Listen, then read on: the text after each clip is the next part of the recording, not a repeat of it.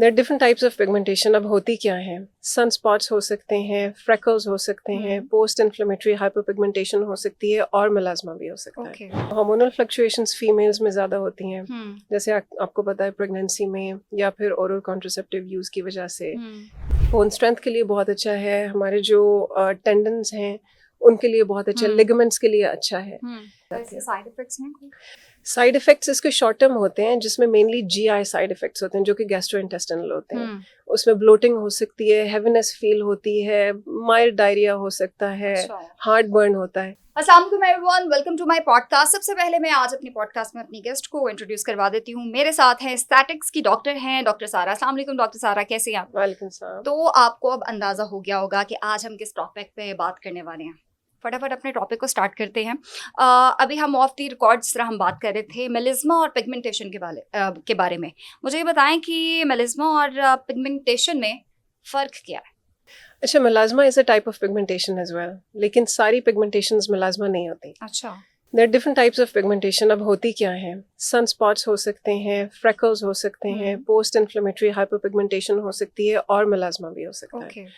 अब इन सब के कॉजेज थोड़े से डिफरेंट होते हैं और इनकी ट्रीटमेंट्स में भी थोड़ा सा डिफरेंस होता है। और सबसे मेन इंपॉर्टेंट फैक्टर जो होता है वो इनकी अपीयरेंस होती है। इनको देख के पता चलता है कि कौन सी पिगमेंटेशन क्या है और उसकी ट्रीटमेंट कैसे होगी। क्योंकि जैसे भी जब पेशेंट्स आते हैं क्लिनिक पे, तो अगर वो कहें कि हमारी पिगमेंटेशन है और आपने हमें ट्रीट करना है, तो हम हर किसी को मेलास्मा की तरह ट्रीट नहीं कर सकते। Of course it has to, every pigmentation has to be treated differently. Okay. अच्छा, तो किन अवामिल की वजह से चेहरे पर दाग, धब्बे, छाइयाँ पड़ जाती हैं? उसकी क्या वजूहात होती हैं? अच्छा देखें, जैसे कि मैंने आपको कहा है कि डिफरेंट टाइप्स ऑफ पिगमेंटेशन है, तो उनकी वजह भी डिफरेंट होती हैं। जैसे कि पोस्ट इन्फ्लेमेटरी हाइपरपिगमेंटेशन जो है वो या तो एक्ने की वजह से होगी या फिर किसी ट्रॉमा की वजह से होगी, या फिर कोई इन्फ्लेमेशन हो उसकी वजह से होगी। यानी ट्रॉमा की वजह से डेफिनेटली आपकी हेल्थ तो खराब होती है। एग्जैक्टली, आपकी स्किन भी खराब हो जाती है। Exactly, direct trauma on the face.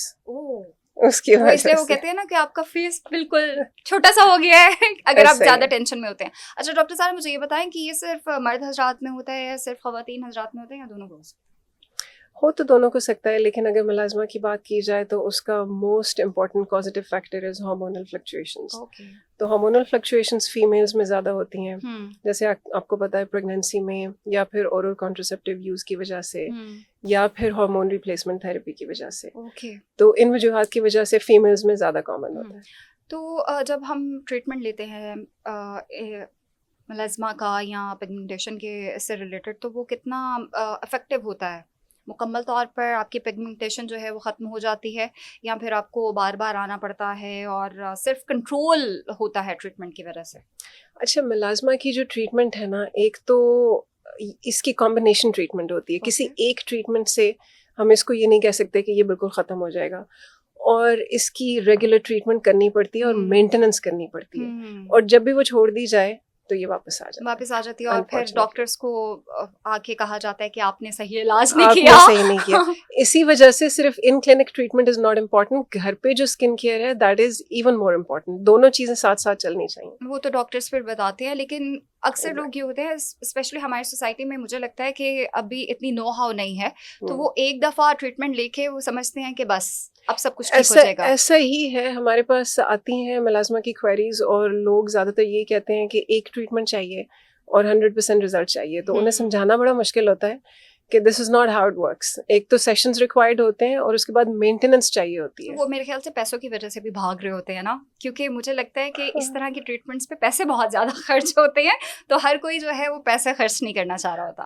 थोड़ा सा शायद ये फैक्टर भी है, लेकिन जो ट्रीटमेंट्स हैं क्लिनिक की मेलास्मा के लिए, they are not that expensive. और अगर उनको घर पे, अगर जो आपको समझाया जा रहा है कि ये ट्रीटमेंट्स आपने घर पे करनी है या स्किन केयर घर पे करनी है, अगर वो रेगुलरली उनको यूज करते हैं तो फिर क्लिनिक की ट्रीटमेंट्स की इतनी ज्यादा जरूरत नहीं पड़ती। राइट। चलिए अब बात कर लेते हैं कोलेजन ट्रीटमेंट्स के हवाले से। कोलेजन बूस्टर्स जो होते हैं, या मार्केट में बहुत ज़्यादा कोलेजन से रिलेटेड प्रोडक्ट्स आ गई हैं। सबसे पहले कोलेजन होता क्या है और ये आपकी स्किन के लिए कितना इम्पोर्टेंट सप्लीमेंट है?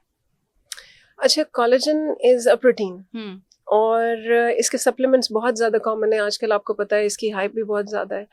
तो बेसिकली ये स्ट्रक्चरल इंटेग्रिटी प्रोवाइड करती है, स्किन को भी, नेल्स को भी, हेयर को भी, बॉडी के डिफरेंट ऑर्गन्स को भी, इवन जो हमारी इंटेस्टिनल लाइनिंग होती है उसको भी। तो ऑलमोस्ट हर चीज में कोलेजन होता है। तो कोलेजन की सप्लीमेंटेशन जरूरी है।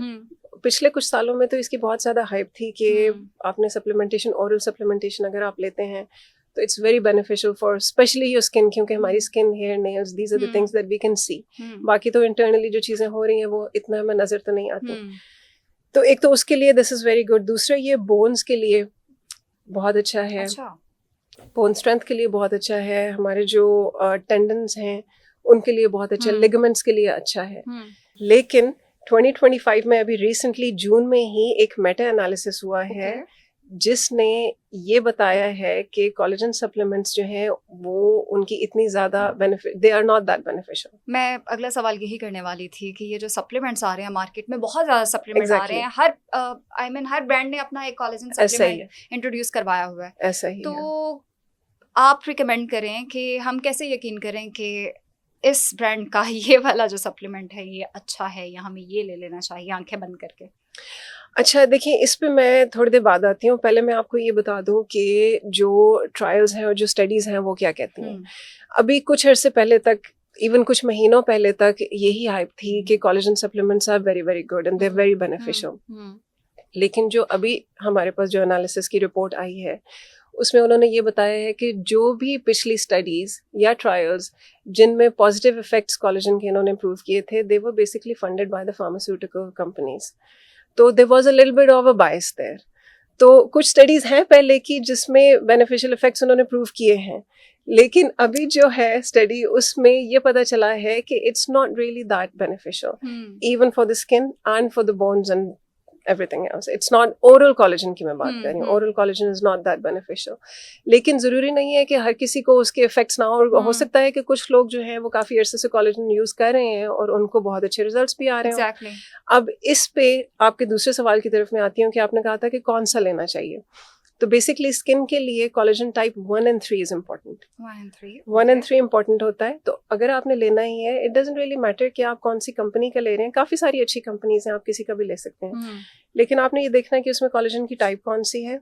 उसके अलावा collagen should be in hydrolysed form. अगर हाइड्रोलाइज्ड फॉर्म में, ब्रोकन डाउन फॉर्म में नहीं होगा तो it's very difficult to be absorb नहीं होता।